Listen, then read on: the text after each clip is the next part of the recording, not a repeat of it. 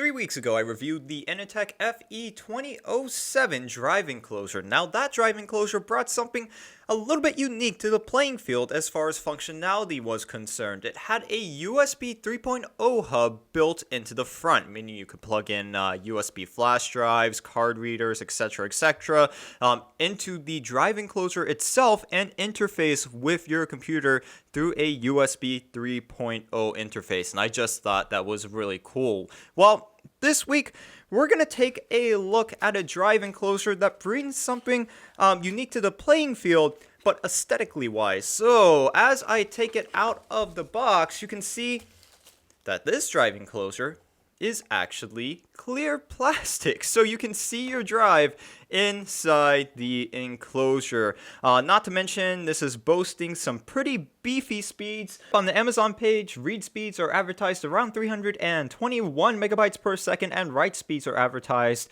at approximately 250 megabytes per second. And of course, I will take out my ADATA SSD, and we will run this thing through some tests. In the box, you're going to find the drive enclosure itself, a USB cable. Looks like the drive enclosure itself is using a micro B interface, and then we have our good old user manual, which I shouldn't really need to read through. This USB cable is approximately 23 inches in length. As I said earlier, this is a toolless drive enclosure. Flip it over to the upright position, push forward with your thumbs, and the front panel, I guess top panel, depending on how you're looking at it, is going to slide right off. From here, we're going to take either a 2.5-inch hard drive or a solid state drive up to 9.5 millimeters in thickness. So pretty much any standard 2.5-inch laptop drive is going to fit inside this drive enclosure, and we're just going to slide it in like that.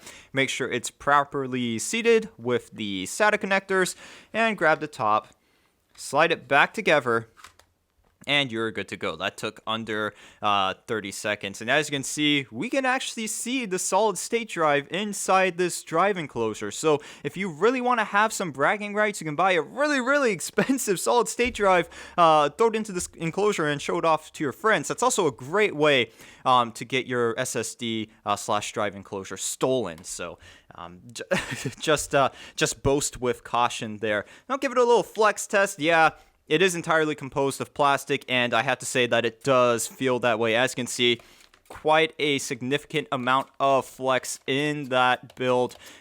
Structurally, I mean, it feels okay. And if I give it a little drop test, I mean, no problem there. It's not flying apart or anything like that.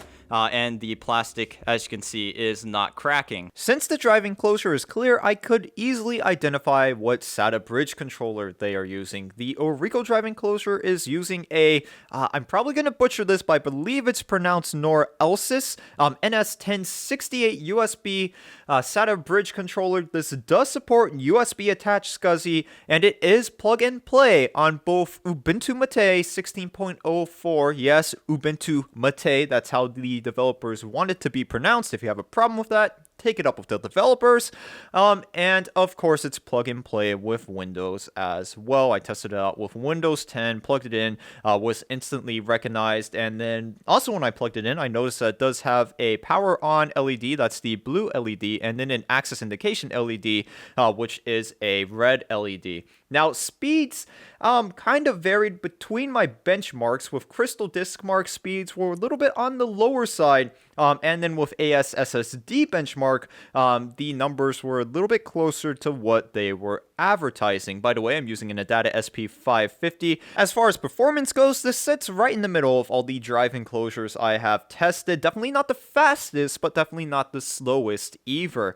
And you have to keep in mind that this is currently $8 on Amazon, an $8 drive enclosure that gives you decent speeds. It's easy to use, and it just gets the job done. I mean, you can't really go wrong with this for $8. So I have one last test I want to perform on this, and if you guys have watched my videos before, you know what I am about to do. I need to come up with a name for this test. I think I'm just going to call it the tap test from now on. So what I'm going to do is I'm going to take the drive, tap it on the bottom a couple times, and I want to make sure that the drive itself inside the drive enclosure does not become dislodged from the SATA ports. This simulates the drive enclosure being thrown around and banged around in something like a laptop bag or a backpack. So I want to make sure that it stays connected, the solid state drive in this case stays connected to the SATA interface. So I'm going to tap it a couple times. And I'm just going to plug it back into my T430. There we go. And is it still detected? Yes, it is. So it passed the tap test. If you're looking for something a little bit different, affordable, and with decent read and write speeds, then this seems like a no-brainer. The only problem that I had with it throughout the entire review was that build quality is definitely on the flimsy side. But if you look at pretty much any other drive enclosure within the $20 price range, they're all the same. Well, nearly the same as far as build quality is concerned, because they're all composed of plastic. If you're looking for something rugged, then you might want to look somewhere else, maybe somewhere like Icy Dock. But if you just want a decent drive enclosure that's going to get the job done for under $10, as I just said, currently this is $8 on Amazon. The link will be down in the description if you want to check this out.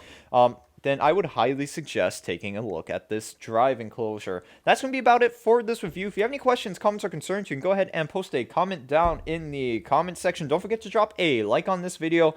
If you didn't like this video, please tell me why. And of course, please don't forget to subscribe to the YouTube channel if you have not already. If you want to support me, you can use my Amazon or eBay affiliate links. You can also support me by checking out my Patreon page. All those links will be down in the description. And of course, please don't forget to drop a like on the Facebook page. Thanks for watching, guys, and I will see you in the next installment of A Computers and Technology.